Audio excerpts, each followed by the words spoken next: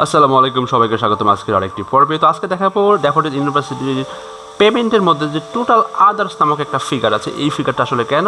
তো অনেকে বলে আমার এটা এত কেন, আবার অনেকে বলে আমার কি এটা আসলে বকেয়া আছে।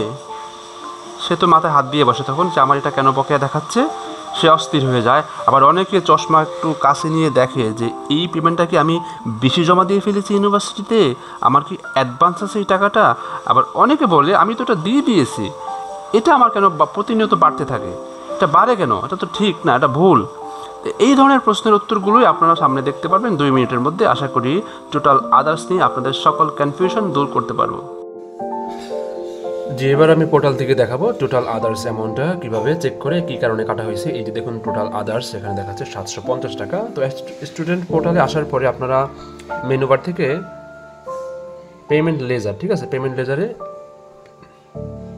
প্রবেশ করবেন। তো এখানে এসে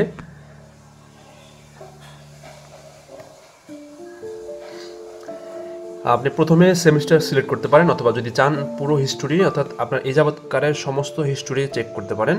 ওই জন্য আমি অল ধরলাম এখানে। আর এদিকটা এসে আপনাকে একটু পেজের রেঞ্জটা বাড়িয়ে নিতে হবে। এই যে এখানে ক্লিক করতে হবে, এখানে ক্লিক করে আমি এটাকে সাইড ধরে নিলাম যাতে সবগুলো ডাটা দেখা যায়। তারপরে এখান থেকে এসে আমি ডাটাকে একটু টানবো ডান দিকে এনে দেখবো যে এখানে আদার্সের ঘরটা আছে।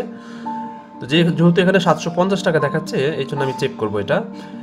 এই জন্য করতে হবে কি, আদার্সে একবার ক্লিক করব। প্রথমে আমার শূন্য মানে অ্যাসেন্ডিং এবং ডিসেন্ডিং, তো আমি আরেকবার দেওয়ার সঙ্গে সঙ্গে আমার যে 500 আর 200 আর 50 মানে 750 টাকা চলে আসলো। তো এইভাবে আপনার এরকম যতগুলো আদার্স অ্যামাউন্ট আছে, সেটা হতে পারে ইমপ্রুভমেন্ট ফি, লেট ফি, অথবা লাইব্রেরি ফাইন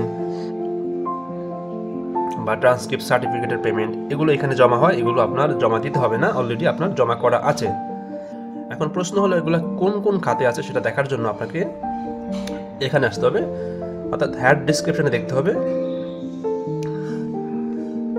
প্রথম 500 টাকা আমার আছে লেট ফিতে, ঠিক আছে, সেটা কোন ডেটে আছে এবং সেটা দেওয়া আছে এখানে। এবং পরেরটা আছে আদার্সের 50 টাকা, এটা আমার ট্রান্সক্রিপ্টের টাকা ছিল।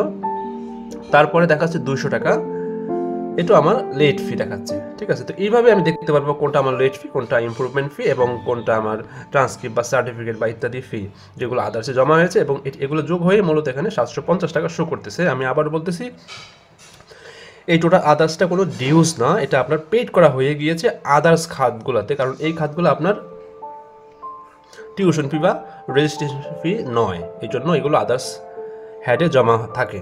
তো আশা করি বুঝতে পেরেছেন। সবাইকে অসংখ্য অসংখ্য ধন্যবাদ।